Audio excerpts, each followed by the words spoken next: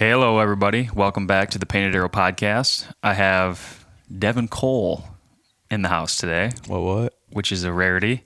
Seems like these days. We get Wow. pulled in a lot of different directions, and it's good to have you back here. I know. I'm excited. Those were good just coffee sips there. It's an early morning one here. But today's podcast, we're going to briefly touch on the most recent, events that happened in Michigan, which was the NRC meeting Yep. for deer hunters. And then we're going to talk about farm updates. So we got some things. We haven't talked hunting in a minute, and so we're going to wrap this up by talking about hunting. It's overdue. Everybody loves to talk hunting. Yeah. Yeah, they do. So first and foremost, we just put a video out on our YouTube. Maybe 3 or 4 days ago? Yep. I don't know when this will go out. Probably today. Okay. Either way, we'll say there's the most recent YouTube video that went out on Painted Arrow's channel was about a meeting that myself and Trav attended Yep.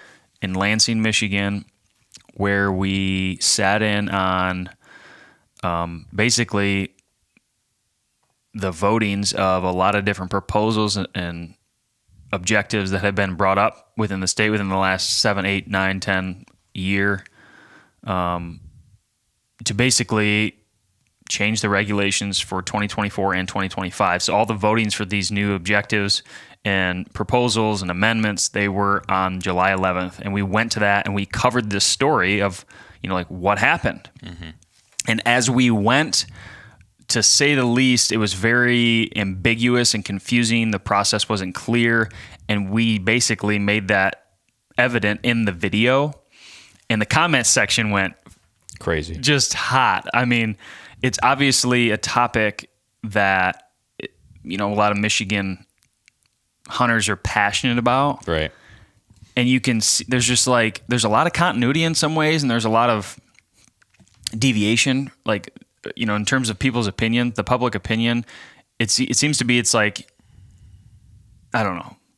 There's a lot of people that agree on some things. Yeah, there was some consistent themes in the comment section, but then there'd be 1 or 2 people that had an entirely different perspective. But do you know what I think that is? I think it's generational. Oh, for sure.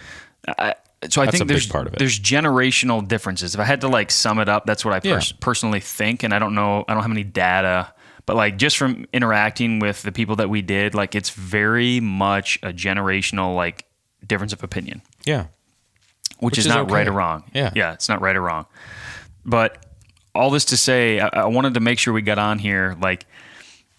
First off, I guess I didn't intend for. I mean, you want videos that you put out to do really well. Obviously, you want a lot of people to watch them. But we didn't intend for it to be this viral thing. This viral thing that created hate or tension or against the Michigan DNR or the NRC committee or the DMI or anything. And I just wanted to start this podcast by saying that we are going to have a follow-up podcast and video. We're going to do both. Yeah. On our deep dive thoughts of the meeting, the process, what happened. Mm-hmm. We're trying to get one of the main biologists for the state of Michigan for ungulates, Chad Stewart, on. I don't know if it's going to happen or not, just because I think he's probably got a lot going on right now. Yeah. But we've been in touch prior, months ago, and I just recently reached back out to him and said, hey, would love to have you come on and clear the air and explain kind of what actually happened. Yeah, give some on July 11th. Because that was the big thing. Not only were we not trying to bash the state, or certainly we weren't trying to create any more confusion, but it didn't seem like you said, there was a lot of confusion. It wasn't real clear, and it wasn't like we could sum up the video and give people any sense of clarity. Exactly. Because, you and Trav were kind of like, what just happened? Yeah, we went, our entire intent of the video was to be the first people to kind of cover the new changes for the year. Right. And we learned in the process we honestly left the meeting not knowing what happened. Yeah, and that's a problem. You're walking out and what just I'm not even sure what just occurred. I don't even know what to tell anybody. And again, I don't want to go too deep into this, but like that to me is unacceptable. And that's the one thing that I was very clear about on the video. Like that's unacceptable. Like the process in my mind, if I was in charge, if you waved a magic wand and, you know, I honestly, I'll just come out and say it because I've thought a lot about this. Mm-hmm. I would love to be on that committee. Yeah. I don't know what it takes. I don't know. I have no idea. Yeah. I know one of the people on the committee was appointed by Governor Whitmer, so it's like maybe you got to be somebody, and I don't know it. But like, I'd love to be on that committee. Yeah. And there's no millennials. There's nobody young involved in the entire process. Right. So, coming from that view, like I'd love to like share thoughts. Like we travel all over, dude. We travel all over the Midwest talking to people. Yeah. Well, I mean, the thing is, right, wrong, or indifferent, whether you agree or disagree with what happened or didn't happen at the meeting, the thing, you know, if you're looking at it objectively, the thing that they could have done better, regardless of who they are, who's on the committee, whatever, is a clear and concise, statement about here's how today is going to go. And then the thing happens. It's like, okay, here's how today just went. Here's a summary of what just happened. And, you know, I didn't seem like there was any... it wasn't put in layman's terms. Things were not made real clear. And to be honest, like there were times where it wasn't real clear to the people that were even on the committee what was supposed to be happening next. So then for somebody who's not involved, it makes it that much more confusing. It's like, okay, you know, the people that are voting on this and the people that are, you know, running the show that day, a lot of them were not sure what was really going on either. And I think just procedurally, it was a little bit off. Like it didn't seem like it was run real well. And like that part of it was not flawless. Yeah. And what I want to do, the point of us talking about this in the beginning is like, I want people who are listening to go watch this video because we're going to do a follow-up and you'll just be on pace with us. Yeah. I mean, we want the clarity. We want you guys to have the clarity. And, you know, if we're able to get Chad on, you know, we want him to be able to say his piece, and you know, kind of defend some of that because again, like we were trying to more just document the experience, certainly not put out a biased opinion on anything. But then of course people in the comments section are going crazy with their opinions. And so, I think people misjudged my distastefulness in the process for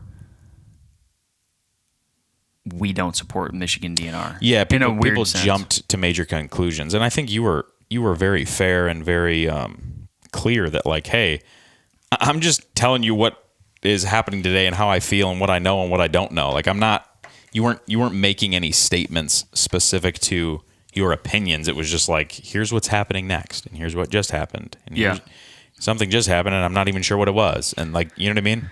Yep.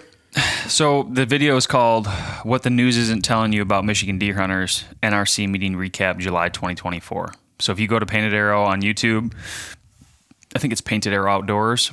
Is our channel name. That's the video. It's one of the most recent videos on there. Go and watch that. It just gives you some color on how laws are changed in the state of Michigan in terms of deer and deer hunting. Yeah. If you're curious how that day went and what that looks like, go check it out. So again, a recap video is coming. Whether we can get Chad in or not, we're going to sit down and debrief and like walk through the day and give more detail and color to it. So that's that. This week, let me take that back. Last week. Painted Arrow Outdoors. It's at Painted Arrow Outdoors, but the channel name is just Painted Arrow. I was double checking that. Oh, it's beautiful. Yep. Sorry. So it's Painted Arrow. If you just search Painted Arrow, the channel will come up. But if you search the actual handle, it's at Painted Arrow Outdoors, all one word. Got it. Painted Arrow must have been taken. Yeah. Okay. So shifting to, we just did a podcast on the logging update. So people are kind of like familiar with what I'm doing. Yeah, but I'm curious, like, what's the next step for you, right? Like, the timber... The project's largely over, right? There's 2 days of timber cutting left. They're still cutting some timber, but in terms of the plots, right? Like there's literally 50 trees that they need to go cut down, which is a day. Yeah. So that's not a lot. I know it might sound like a lot, but 50 trees, that's it. But for what we're talking about, because that's in select spots where they're just opening up the canopy for some bedding, and like that's not really, you're not planting there. No. So what you're planting, the plots are completely cleared. Are they all groomed at this point? And No. so you were telling me they were going to come back with a Harley rake, kind of condition the soil and everything, and get it ready for you to get in there and plant. So I'm curious to understand, like, what's your plan? Do you have a plan? Yeah. I'd love to have you tell me why my plan's bad, but this week, it's supposed to happen this week. Okay. Harley rake is coming in, and before that, like, we did a huge amount of excavation, like digging out stumps. So, like, all this rain that we've got, I'm sure. which I don't know if everybody in the Midwest has gotten it, but we've had like record rainfall. Well, I know a lot of the summer. rain we got last week was what was left over of that hurricane barrel or whatever it is that was making its way up here. That's what that storm system was when we had rain for 2 or 3 days straight. Like, it just didn't stop. Yeah. It was like that breaking apart and working its way up towards us. It was pretty intense downpour. Like, but what all that rain did was, like, the places where we dug out, it really settled the dirt. Yeah. So when Austin comes back in, who's been the main, He's your guy. Yeah, he's been the main. I would call him the superintendent of the Project. The actual construction and stump removal project, not the logging, but of the clearing, the land clearing. Mm-hmm. He's bringing in, like, he brought his bulldozer in and did the majority of all the big leveling, grading. He's bringing in a skid steer with a push blade on the front, so he can continue to level, because there's some spots obviously that are settling. And I took more stumps out after he had pulled his equipment. So he's going to come in and do like one of those quick. Then he's going to take the Harley rake and make everything look nice. Yep. And then my plan is that day I'm going to literally just plant that day. Yeah. And it's all going to be clover. Some all of it, mix of clover. All three spots. Yeah. Interesting. There's a couple reasons. And I did cover this on the last one, but you weren't on it. So the main reason is because I already have the seed. Yeah. And it's very affordable. Yeah. And I've done a lot of research on clover, when to plant, when not to plant. It's one of those ones that I've seen a lot of pros of planting in the fall. Yeah. For a perennial, which is not typical. You usually want to plant in the spring. But then you can go in the spring and frost seed over top of it, and you get that much more tonnage, I guess is the right word. Mm-hmm. But yeah, like, I already got the seed. Clover's cheap. It's like there's no clover anywhere around for quite a while. So it's going to be a destination in that sense. I might plant some brassicas. I was going to say, can I implore you to pick one spot and do brassicas? I'm going to mix it in, but I'm going to make everything a clover. That's good, but I think there should be a couple spots where you have some diversity. That's my opinion. I got the seed to do that, and I was planning to do it. I've got some stuff that I can share with you too that I've got left over that if you want to try it, I got some different things that I want to try. So yeah, I'm open to anything. But that was like my general idea. Like, when I go in there, clover. I'm gonna just plant clover because it's gonna help a lot of the soil erosion too. Yeah, I was gonna say it'll establish relatively quickly, I think, and help you with bad erosion. But I got to think that the right move is to just plant it heavy. I think so. Yeah. I mean, with all the rain that we've been having too, like, you're gonna have a lot of clover to mow. Not this year, but that's my main concern too, is making sure that everything's level. Like, there's tons of rocks out there. Yeah. I'm probably gonna do that when he comes in with the Harley rake. Like, I'm not sure, is that Harley rake gonna push the stone pretty good? It should pop out a lot of the rocks and any like roots and just sticks and stuff. It'll kind of bring all that to the surface. You might have to, you might have to like throw a York rake or something on the back of your tractor and run that through there to catch a lot of the loose stuff, but that should do a good job of like popping it all up, I think. Yeah. I've never seen a Harley rake in person. Yeah. So it'll be interesting. It'll be good. But yeah, so like, I guess I want to hear about you, because everybody's been hearing about me, but last thing I'll say. Yeah. So like, but just give me the time. Like, so like next couple of weeks you're planning on planting, or are you going to wait to plant the clover a little later towards fall? By Friday, it'll be done. Oh, okay. Yeah. I don't know specifically, but maybe I would definitely plant it heavy, because I think typically, like I said, they either plant it in the spring or they plant it later in the fall after it's not hot and like real hot. I can wait, but stuff's starting to pop up. Yeah. That's my thing. And I don't want to spray this year. I would get in there. I'm going to get in there just heavy. Get in there and just. I'm going to do a soil sample, but I'm not going to lime it.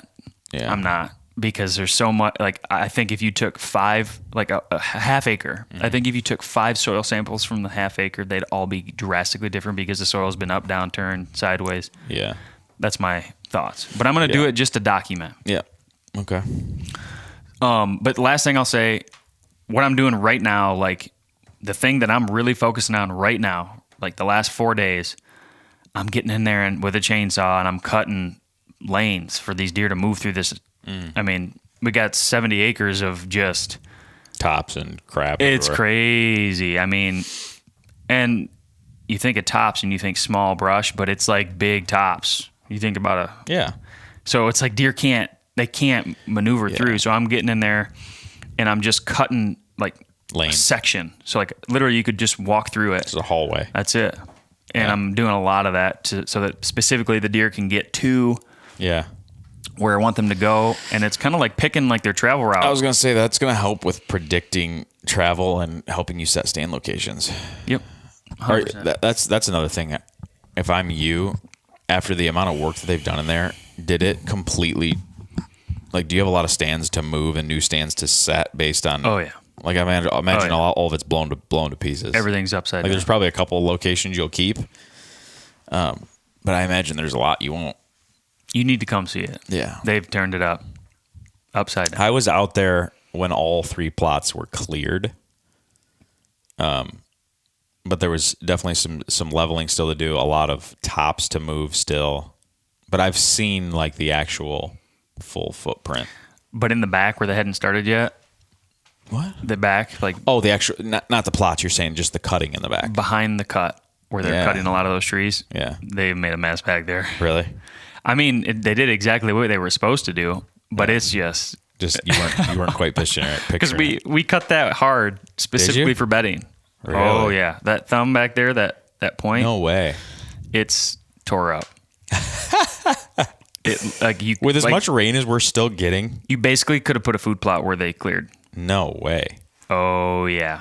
With as much rain as we're still getting and the heat and humidity and stuff, that might still grow up real, you might still have sort of a green up effect of opening that canopy yet this year. Because like typically from now through the end of the summer, typically in the past couple summers, we've been sparse on rain and it's just been hot and everything's been dead. Not lately. No. The grass is growing fast. We're getting more. I think Humidity's high. we're literally through the end of June, we were double rainfall over the last handful of years. Mm-hmm. For the month of June, for the month of May and June, we were double what was normal rainfall, and July's been just as wet. It's been moist. I mean, Like there's a couple spots around here, farmers' fields, that are literally just standing water and the corn's dying yeah. Oh yeah. everywhere. Like I imagine there's gonna be a lot of crop loss, Yeah. which is interesting. It is. It is very interesting. This is a whole other topic, but I imagine they've got insurance and stuff for that. I don't know. Yeah. I can't comment on that. Yeah. So tell me though, Dev, Yeah. you're like you like sneakily get a lot done. Yeah, and I don't get a lot of time to talk to you about it a lot of times, and it's just like I can spend time trying to figure out how to talk to you about it, or I just like I'm the king of nap times. That's what I am. You're the 2-hour tool man. I'm the 2.5 hour project guy. But when you compound those, right, like it can be effective. Yeah. So specifically because on the last podcast we talked about like a water hole that Austin had put in. Mm-hmm. You specifically did something that I'm real interested in and I might be implementing on my place. Can you tell me about The pond liner. your pond liner? Tell me about that. Yeah, so And why you chose that location. I can't remember if I talked about this on a previous podcast. I think I might have, but there's a spot right where I killed my second deer last year. And for whatever reason, this spot, it's almost in a little bit of an elevated position, which I couldn't quite understand, but it stayed very moist. Like even in this, like last summer when we had a drought, like this specific little spot, like not that big, maybe like 8-10 feet diameter circle. Like there was just this spot at kind of an intersection of trails that stayed really, really wet. You had a moist spot. Yeah. And I wasn't and I wasn't real sure why that spot just didn't drain well. And I was out here and I'm like, I'm gonna dig that out and see if it holds water or something. Like maybe there's a lot of clay under there. Like there's gotta be a reason why that's not draining real well. And so I literally just took the bucket of the tractor and dug down maybe a little deeper than knee deep for me. And let it sit for a little while and came back after we had gotten a lot of rain and it wasn't holding any water. And so I was like, And I've been looking at these. Have you seen these earth ponds? I mean, Chris B just put one in and I was looking at his specifically, but I'd been paying attention to them before that. It's literally just it's like made of fiberglass and they're real shallow, but they're brown. So like they're the texture or color of dirt and it's a lot less, it doesn't look as out of place, right? Like it's just a brown, like it looks like a kiddie pool, but it's brown. So I was going to buy one of those and put that in there, but they're, a couple $100, even $300-$400 depending on what size you get. So I was like, man, I don't really want to do that. And I found just a cheap, really thick, I don't know how many mils it was, but a real thick pond liner on Amazon for $17, $16.99 I think it was. And I'm like, shoot, that's worth a shot. I mean, obviously deer, if they're going to get down in this, they might be puncturing it and stuff, and maybe it won't hold water real well forever. So anyway, I bought this pond liner. They happened to have a dimension that was about perfect to what I dug. So I had like enough of a flange out and around it. So basically I bought this pond liner, went out there, put it in this little pond, and I packed dirt all around the perimeter of it to like hold it down. And it's like I was going to get a tote to fill it because it's a decent amount of water. But with the amount of rain we've had and how everything's sloped around it, I went out there after 3 days of rain and it's freaking full. We've had a lot of rain though. And I was like, holy smokes. And it looks good. I need to go back out and stake the perimeter of it with something because. Have you thrown dirt around? Yeah, I put dirt all around the perimeter of it. No, it stayed pretty well, but like on the walls of it on the inside, that's all washed into the bottom, right? But yeah, I packed dirt all around the perimeter of it, and then I actually like just took the tractor tire and used that to compact the edge all the way around it to try to just tamp that down. And for the most part, it's done a good job of holding it. But I think if there's deer in and around that pond and there's like in it, like they're gonna tear it up, and so I need to stake it down. So that's kind of my next. What I've learned. Next part of that project. Like the soil, like a natural unlined water hole. Yeah. And my experience is coming purely from this most recent thing that I really like this subject, by the way. Water holes? We're talking about water holes right now. Yeah. I think we should go a little deeper into this. But Austin, we had this naturally, like, it was like a bowl, pretty big area. And I'm like, dude, I want that to hold water. Mm-hmm. But like it's like this.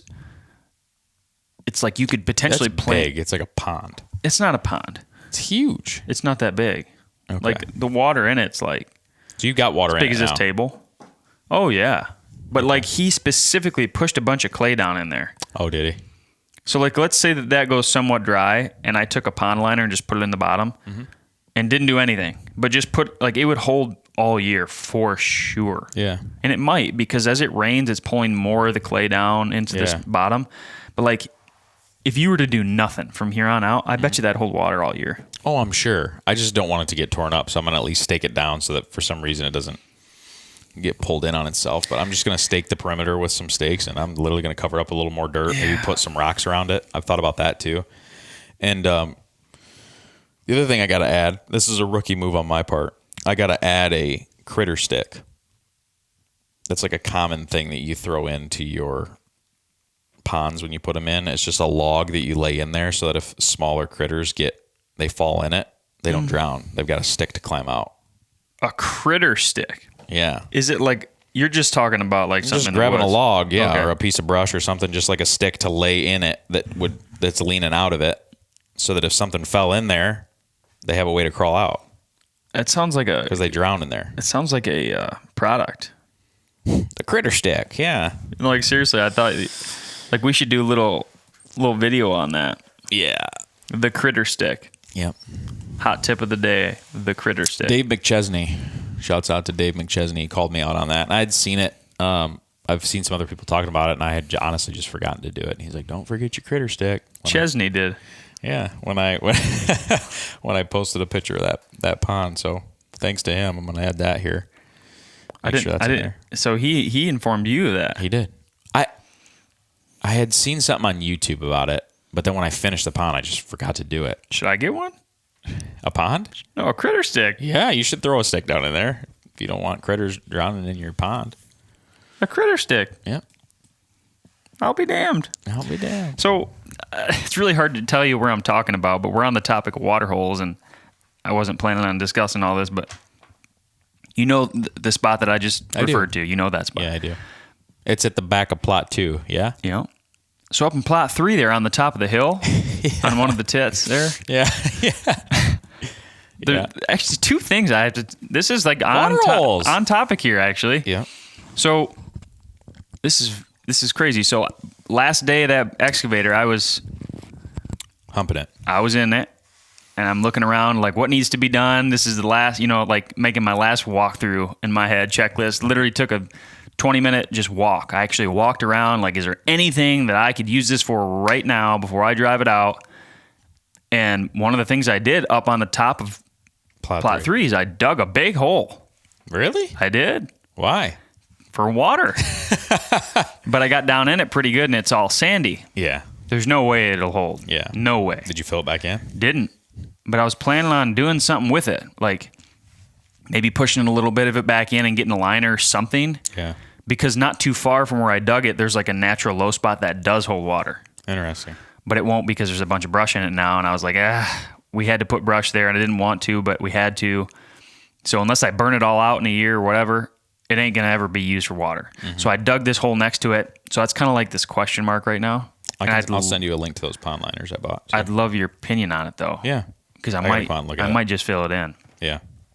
Now, secondarily, here's my thought on that real quick. That's just like what my brain just thought when you said that. It might change after what I tell you next. Okay, but let me say it. Water holes are intended to obviously give them something to drink, but to create some sort of predictable travel. If you have a bunch of water holes, it just makes it less,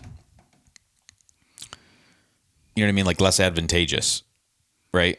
Because if they've got a lot of options, there's no specific reason to come to one over the other.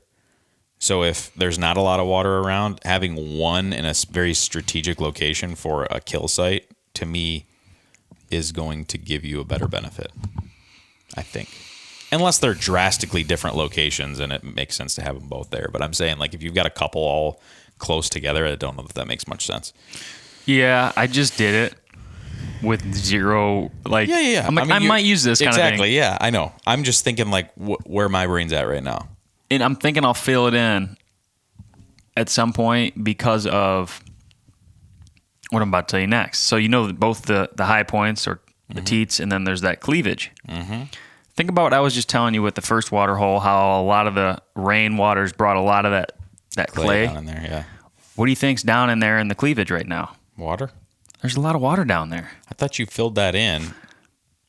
It's like sinking off to one side. So like the north side of that, it's a water hole.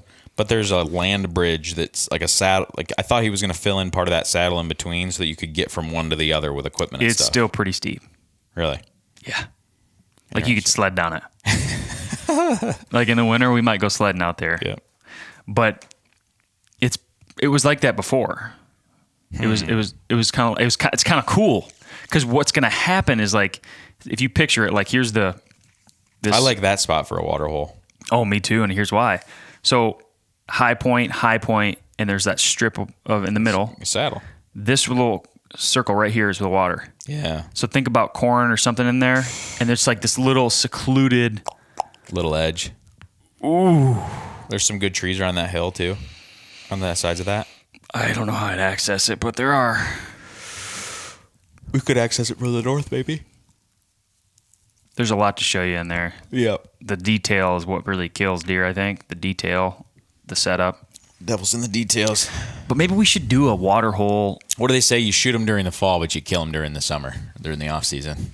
Yeah. Right? Like That's all a t-shirt. all the details that you're putting together right now are the reason why you're going to have a shot, right? Like the shot happens in the fall, but you kill them right now.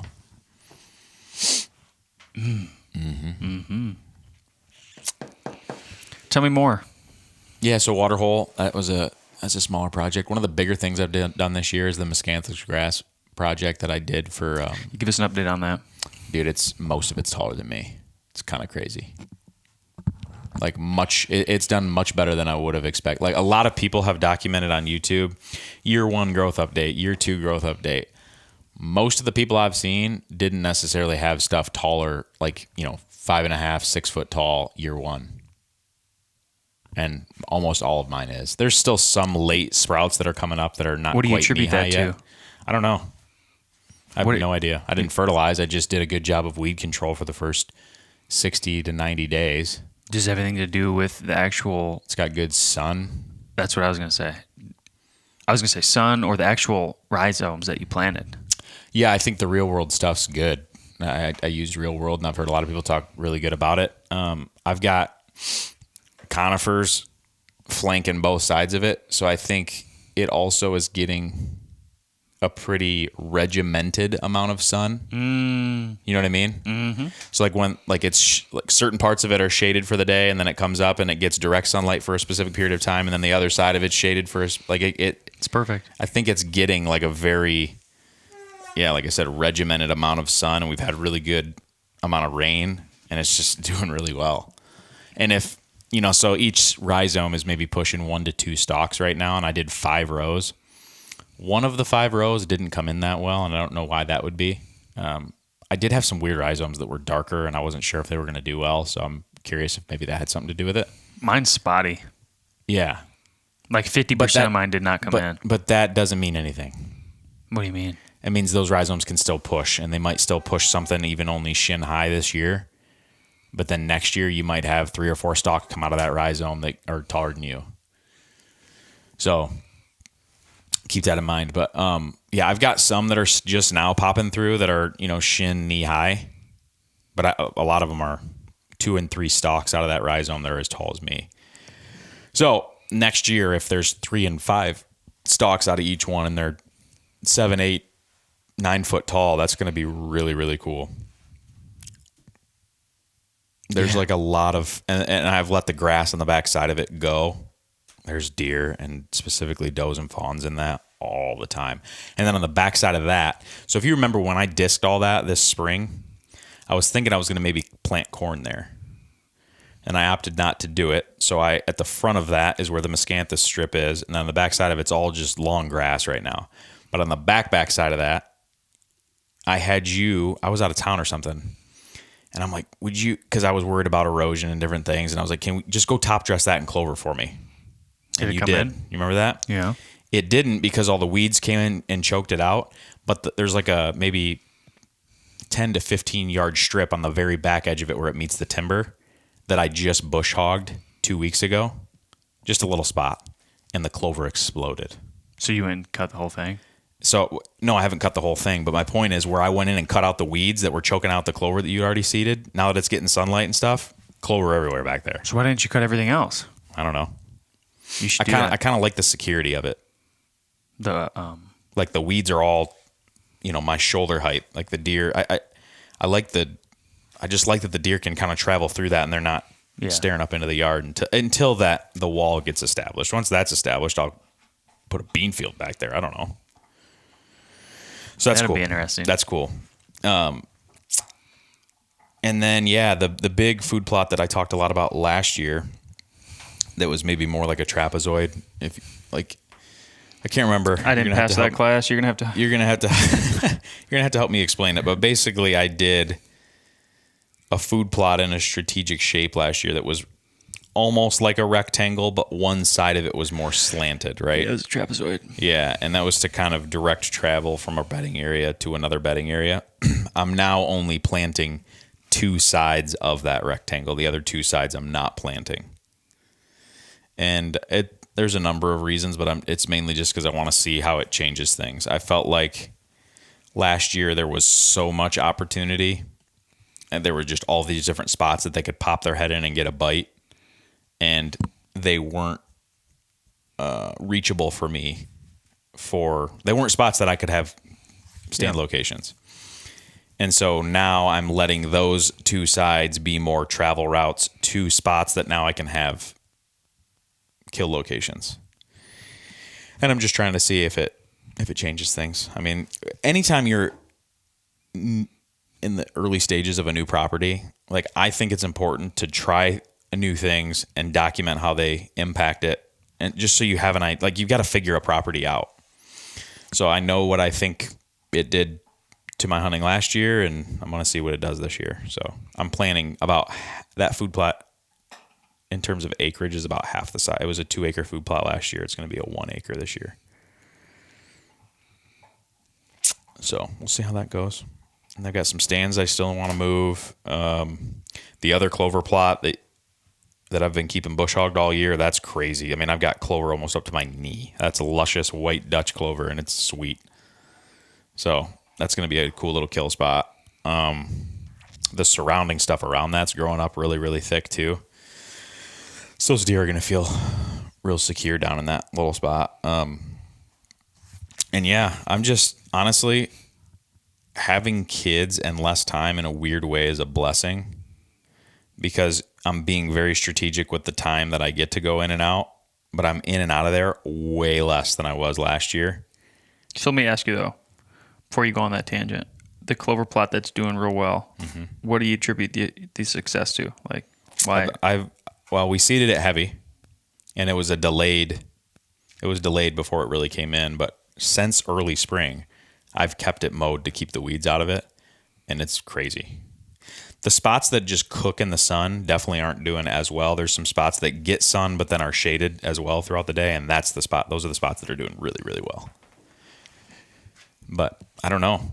We planted it heavy, and it's just come in and done really, really well. I haven't put any cameras out yet. Maybe that's a whole other topic too, but I'm close to getting ready to fill up batteries and all the cameras and get them out. Mm-hmm. But I'm not necessarily going to be real interested in going in all the time to check them. Like, I'm excited to get them out, maybe do an initial card pull to make sure I've got my camera angles and everything set, and then I just want to leave them and go in when it's time to go deer hunting. Yeah, my woods there's like so much activity in there.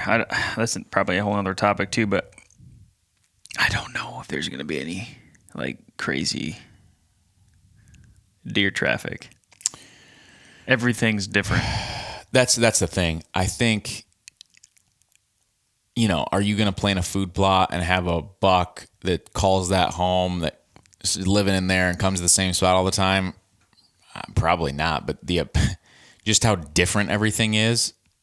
I have no idea what's going to be. Basically, anything you think you might have learned last year, if you learned anything, just, I think, probably crumple it up, throw it away, and none of it even means anything this year. I agree. Other than I think the corridors is. Yeah, there might, but again, a lot of those corridors might change because of where food is now, right? Like, the way that they were using your property at some level was based on how they were getting to food surrounding you.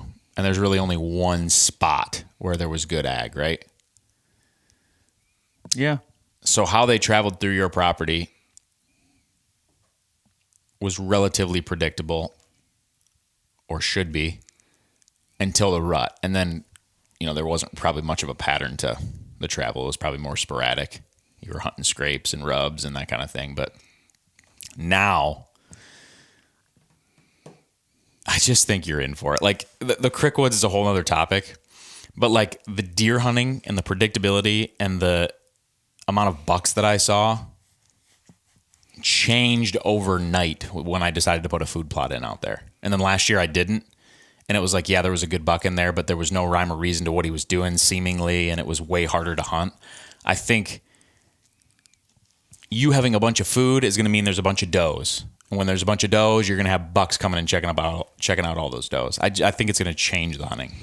We'll see. I really want to encourage you though to pick a spot, even if it's half of one of the smallest plots, and put it in brassicas. You don't think mixing it in is a good idea? It's not a bad idea, but just add some brassicas in some spot. Well, I was gonna like if Plot I got one maybe.